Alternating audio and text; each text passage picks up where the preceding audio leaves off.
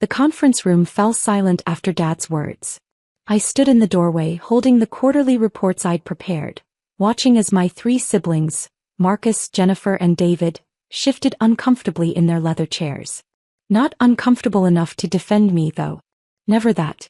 Dad, I just wanted to drop off the financial analysis you asked for, I said quietly, keeping my voice steady.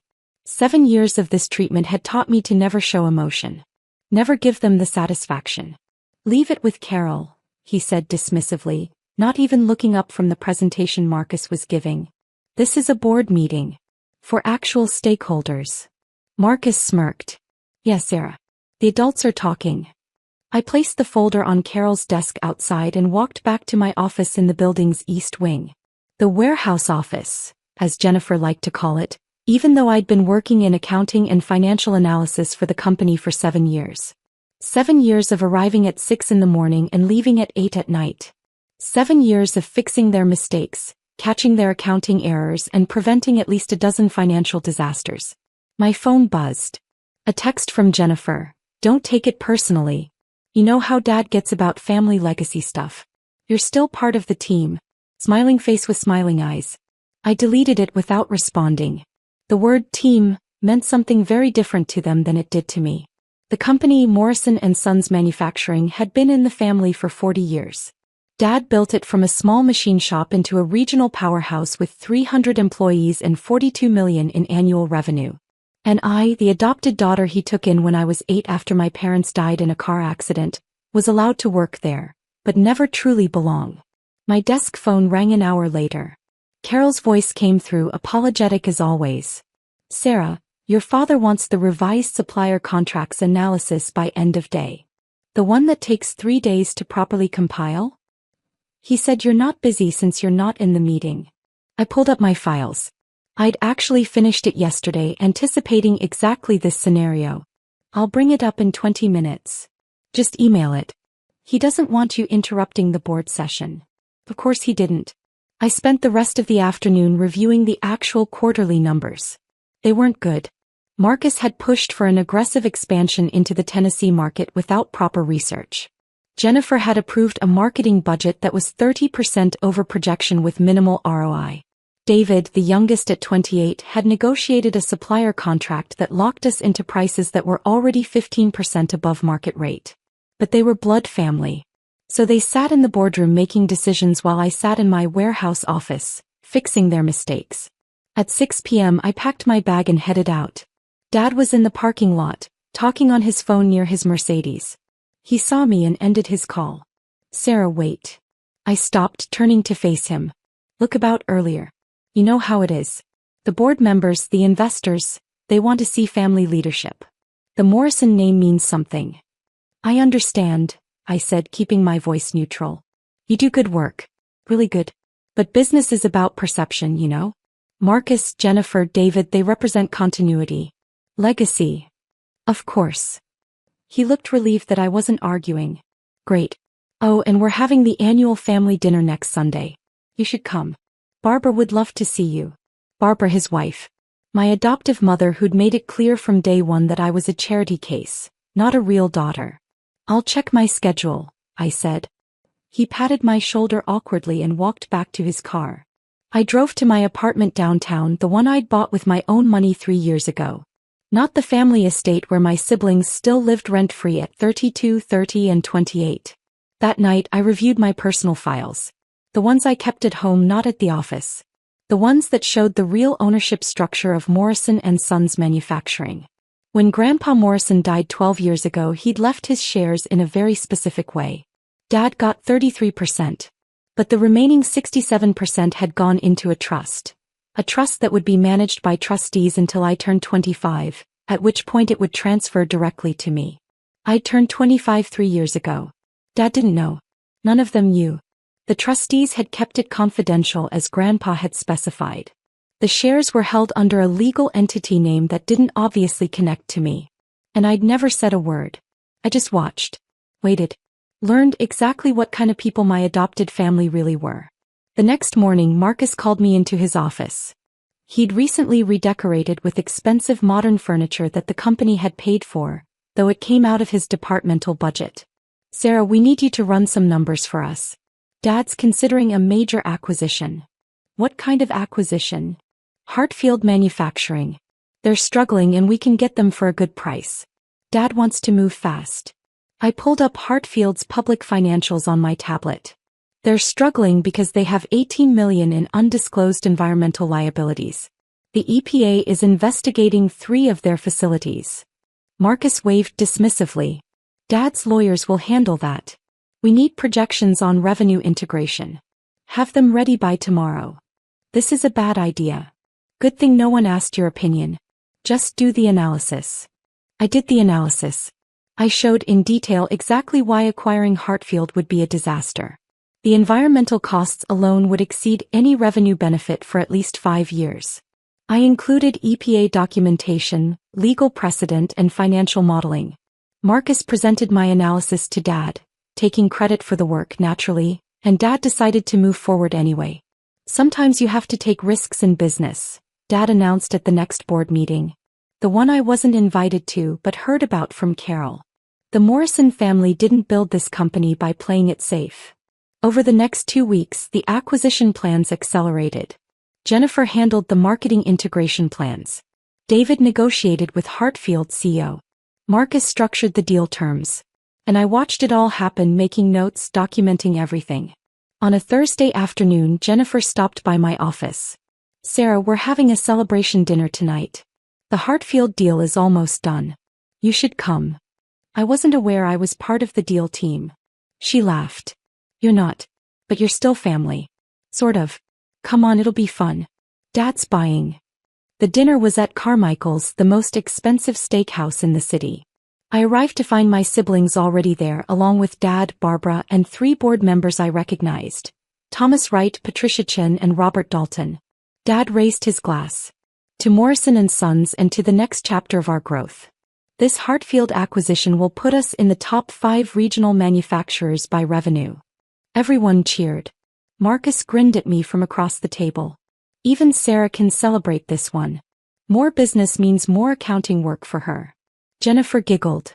David just looked bored, scrolling through his phone. Actually, I said quietly, I don't think there's going to be a Hartfield acquisition. Dad frowned. What are you talking about? The numbers don't work. The environmental liabilities alone will cost more than. Sarah, Dad cut me off, his voice hard. Business decisions are made by business people. Not accountants who've never taken a real risk in their lives. Thomas Wright nodded. Morrison's right. Sometimes you need vision, not just spreadsheets. I took a sip of water and said nothing more. The dinner continued, with everyone discussing the bright future of the expanded company. Marcus talked about the new management positions they'd create. Jennifer outlined the marketing campaigns. David described the operational synergies. No one asked my opinion again. Friday morning, I received an email from Marcus with the subject line, "Urgent final financial review needed." The email contained a massive file, the complete Hartfield acquisition proposal. They needed it finalized by Monday for the board's formal vote. I spent the weekend reviewing every page. The deal was worse than I'd thought. They were paying $43 million for a company with actual assets worth maybe $25 million, and environmental liabilities that could exceed $30 million. It was financial suicide dressed up in optimistic projections. Monday morning, I arrived at 6 a.m. as usual. By 8, the parking lot was full. The board was meeting at 9. Carol called me at 8:30.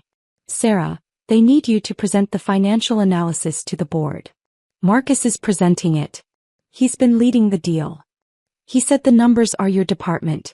You need to be there in 15 minutes. I gathered my files and walked to the boardroom. The large oak table was surrounded by board members, my siblings, Dad, and several lawyers I didn't recognize. Sarah, finally, Dad said impatiently. Walk everyone through the financial projections. I set up my laptop and pulled up the presentation. The acquisition of Hartfield Manufacturing for $43 million represents a significant financial risk for the following reasons. Sarah, Marcus interrupted. Just show them the revenue projections. Everyone here understands there's risk in any acquisition. I continued. Hartfield has $18 million in documented environmental liabilities and potentially another $12 million in undisclosed issues based on We have lawyers for that, Dad snapped. Give us the bottom line.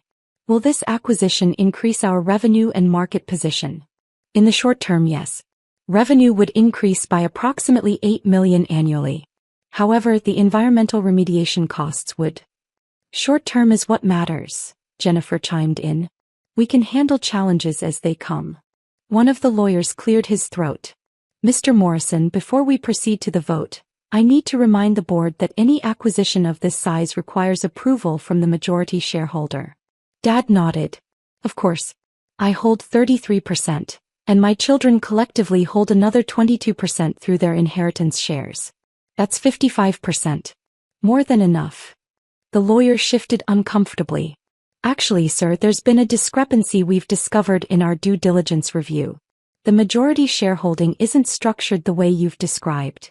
The room went quiet. What are you talking about? Dad's voice was sharp. I know exactly how my company shares are distributed. It's regarding your father's estate distribution from 12 years ago. The 67% he held wasn't distributed to you or your children. It went into a trust. I know that, Dad said impatiently. The trust is managed by trustees until certain conditions are met. I've been the effective controller of those shares for years. The conditions were met 3 years ago, sir. The trust transferred full control to the beneficiary when she turned 25. Dad frowned. She. The lawyer looked directly at me. Ms. Morrison holds 67% of all company shares as of 3 years ago. She is the majority shareholder and has been since her 25th birthday. You could have heard a pin drop. Marcus laughed nervously. That's ridiculous. Sarah doesn't own anything. I have the documentation right here, the lawyer said, pulling out a folder. The trust was established by James Morrison Sr. with very specific instructions. Sarah Morrison was named as the beneficiary, with full control transferring at age 25. Patricia Chin, one of the board members, leaned forward. Let me understand this correctly. Sarah owns 67% of this company. Has owned it for 3 years, the lawyer confirmed. Dad's face had gone from red to white. That's impossible. My father would never. Your father's will is public record, Mr. Morrison. The trust documents are confidential, but they're legally binding. Ms. Morrison has been the controlling shareholder since she turned 25 on March 15, 3 years ago. Jennifer turned to me, her voice shaking. You knew. I met her eyes calmly. The trustees informed me when the transfer happened. And you said nothing? Marcus stood up, his chair scraping loudly. You've been sitting there for 3 years letting us run the company and you own most of it? I've been watching you run it into the ground, I corrected quietly. And taking notes. Robert Dalton, the third board member, spoke up. If Sarah is the majority shareholder, then she has to approve this acquisition. That's company bylaws. Dad found his voice. Sarah, this is family business. You're going to approve this deal. I opened my own laptop. Actually, I'm not. I'm voting no on the Hartfield acquisition. You can't do that. I can and I am. The environmental liabilities alone make this deal toxic. You're about to pay $43 million for a company that will cost us $50 million to clean up. Thomas Wright shook his head. Morrison, is this true? Does she actually have the authority to block this? The lawyer nodded. She has the authority to block anything. She's the controlling shareholder. Marcus slammed his hand on the table. This is insane. You're an accountant. You don't know anything about running a business. I know you've increased operational costs by 22% over 3 years with no corresponding revenue increase. I know Jennifer's marketing campaigns have a return on investment of negative 15%. I know David's supplier contracts are costing us an extra $1.2 million per year. Should I continue? The room was silent. Dad's voice was low and dangerous. Your grandfather gave you those shares by mistake. He was old, confused. He was perfectly lucid, I interrupted. And he left me a letter. The trustees gave it to me 3 years ago. I pulled out my phone and read from the scanned document. Dear Sarah, if you're reading this, you've turned 25 and now control the company I built. I'm giving you this responsibility because you're the only one with the sense and work ethic to handle it. My son is a good man but a mediocre businessman, and his children have been spoiled beyond usefulness. Watch them. Learn from their mistakes. And when the time is right, take control. The company needs someone who earned their place, not someone who inherited it. Love, Grandpa. Barbara spoke for the first time. You conniving little. Careful, I said softly. I'm now your son's boss. Patricia Chin was making notes. Sarah, as a board member, I need to ask, what are your intentions regarding company leadership? I closed my laptop. I'm calling an emergency board meeting for Friday. At that meeting, I'll be proposing a restructuring of company management. You can't fire us, Jennifer said desperately. We're family. I'm not firing anyone. Yet. But there will be changes. Marcus, you're being moved from VP of Operations to a senior analyst role in your department. Jennifer, your marketing budget is being cut by 60%, and you'll report directly to me. David, your supplier contracts are being renegotiated, and you're being reassigned to quality control. David finally looked up from his phone, his face pale. You can't do this. I can. I'm the majority shareholder. And Dad. Everyone turned to look at him. His face was ashen. You're being removed as CEO. You'll remain as a board member and advisor, but operational control is transferring to me effective immediately. Sarah, Dad's voice cracked. Please. This company is my life. Then you should have run it better. I stood up. The Hartfield acquisition is cancelled. Someone notify their team. This meeting is adjourned. I walked out of the boardroom, my heart pounding but my face calm. Behind me, I could hear the explosion of voices. Marcus shouting, Jennifer crying, Dad's stunned silence. Carol was at her desk, eyes wide. Ms. Morrison? Please schedule an all-hands company meeting for tomorrow morning at 9. And get me the contact information for every department head. Yes, ma'am. I walked back to my office, the warehouse office, and sat down. My phone immediately started buzzing with texts. Marcus, you're insane. This will destroy the company. Jennifer, how could you do this to family? David, Dad gave you everything and this is how you repay him? Barbara, you were always ungrateful. Your grandfather made a terrible mistake. I blocked them all. An hour later there was a knock on my door. Patricia Chin stood there with Thomas Wright and Robert Dalton.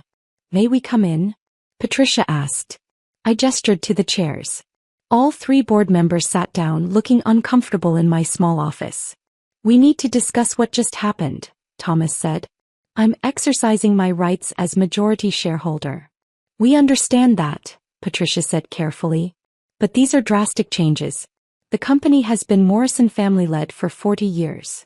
And in the last 3 years under current leadership, profitability has declined 7%, employee turnover has increased by 34%, and we've lost 2 major clients due to service failures. I have documentation of everything. Robert leaned back. You've been preparing for this. I've been doing my job, which includes knowing what's actually happening in this company. Thomas cleared his throat. Sarah, I'll be honest. When Morrison brought you in years ago, we all assumed you were just charity. A feel-good story. But your work has been exceptional. Thank you. The question is, Patricia said, are you ready to actually run this company? Being majority shareholder is one thing. Being CEO is another. I pulled out a folder I'd been keeping in my locked drawer for 2 years. This is my strategic plan for Morrison & Sons. Cost reduction strategies, new market opportunities, supplier renegotiations and operational improvements. Conservative projections show we can increase profitability by 15% in year 1, 25% by year 3. I handed them each a copy. They read in silence for several minutes. This is thorough, Robert finally said. It's also achievable. Everything in there is based on realistic assessments of our current capabilities and market position. Patricia looked at me thoughtfully. You really have been preparing for this. Since the day I found out about the shares. I knew if I was going to take control, I needed to deserve it. To prove I could do better than they were doing. Thomas closed the folder. You have my support. For the record, I've been concerned about Morrison's decision-making for the past 18 months. The Hartfield deal was going to be a disaster. Mine too, Robert added. Though I'll admit I didn't expect this. Patricia smiled slightly. I think James Sr. knew exactly what he was doing. You have my vote, Sarah. After they left, I spent the rest of the afternoon making calls. I contacted the Hartfield negotiating team and formally withdrew from acquisition talks. I called our attorney to begin the process of restructuring the leadership agreements. I scheduled meetings with every department head. At 7 p.m. there was another knock. This time it was Dad. He looked like he'd aged 10 years. "Sarah, can we talk?" I nodded, gesturing to the chair. He sat down heavily. "I don't understand. Why didn't you tell me? 3 years and you said nothing. Would you have listened?" He was quiet for a long moment. "Probably not. You've spent 7 years treating me like I was less than your real children. Like I didn't belong. Like I was tolerated but not valued. That's not..." He stopped, unable to finish the lie. "Every decision I questioned you dismissed. Every concern I raised you ignored. Every achievement I made you attributed to someone else. So yes, when I found out Grandpa had given me control of this company, I decided to wait. To watch. To see exactly who you all really were. And what did you see? A family that cared more about appearance than substance. More about legacy than competence. You were so busy making sure I knew I wasn't really a Morrison that you forgot to actually run the company well." Dad's voice was barely a whisper. "What are you going to do?" "I'm going to save this company. The one Grandpa built. The one you've been slowly destroying. And us. That depends. Are you willing to actually work? To learn? To accept that blood doesn't equal competence?" He looked at me, really looked at me, maybe for the first time in years. "I don't know if I can work for my daughter." "Then you can retire with your full board member compensation. But you can't be CEO anymore. You've proven you can't handle it." He stood up slowly. "Your grandfather always was a better judge of character than me." He walked to the door, then stopped. "For what it's worth, I'm sorry. For how we treated you. You deserved better." "Yes," I said simply. "I did." After he left, I stayed in my office until midnight working through the transition plans. Tomorrow's all-hands meeting would be interesting. The staff had no idea what had just happened. The next morning, the warehouse floor was packed with all 300 employees. I stood at the front, microphone in hand, looking at the sea of curious faces. "Good morning. For those who don't know me well, I'm Sarah Morrison. I've worked in accounting and financial analysis here for 7 years. As of yesterday, I became the majority shareholder and CEO of Morrison & Sons Manufacturing." The murmuring started immediately. "I know this is unexpected. I want to be clear about my priorities. First, this company was built on quality and customer service. We're going to return to those values.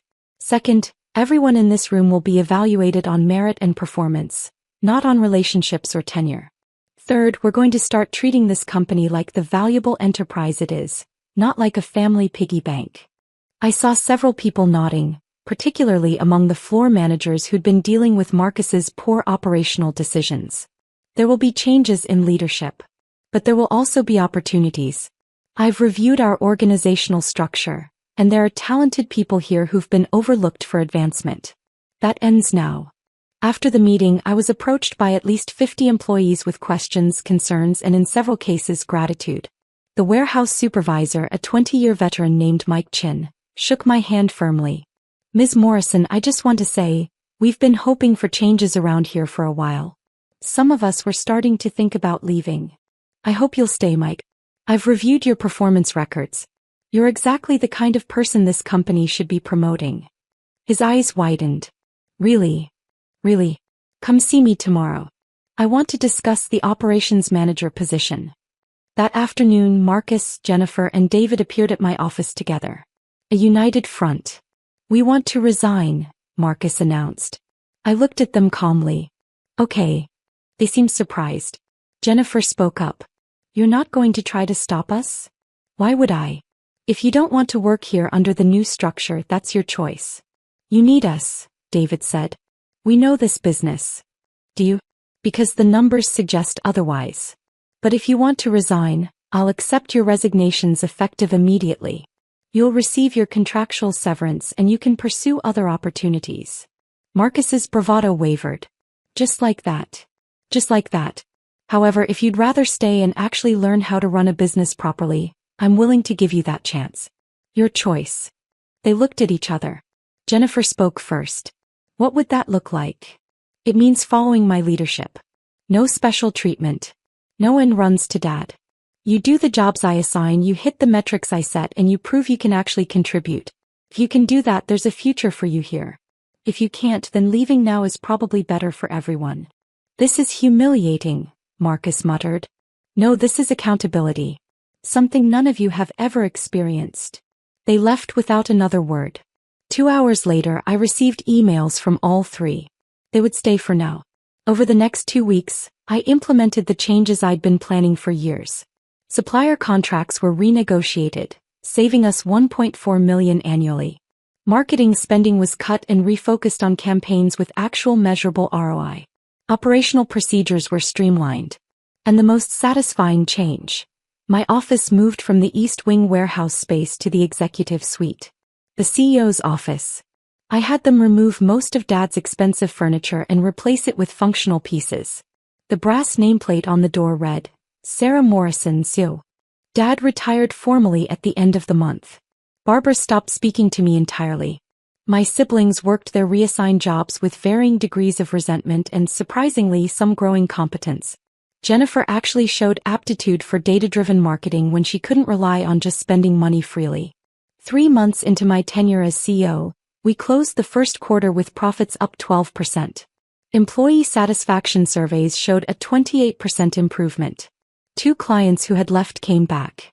I was in my office reviewing the quarterly results when Patricia Chun called. Sarah, I just saw the numbers. Impressive. Thank you. We're ahead of projections. The board wants to discuss executive compensation. You're still being paid your old accounting salary. I'd forgotten about that in the chaos of transition. I suppose that should be addressed. I'd say so. You're running a $40 million company. Your compensation should reflect that. The board meeting to discuss my new salary package was scheduled for the following week. When I walked in, all 3 board members were smiling. Sarah, Thomas began, we've reviewed comparable CEO compensation in our industry and company size. We're proposing a package that includes a base salary of $320,000, plus performance bonuses tied to profitability and growth targets. It was 6 times what I'd been making as an accountant. That seems fair, I managed to say. Robert grinned. You've earned it. This company is already in better shape than it's been in 5 years.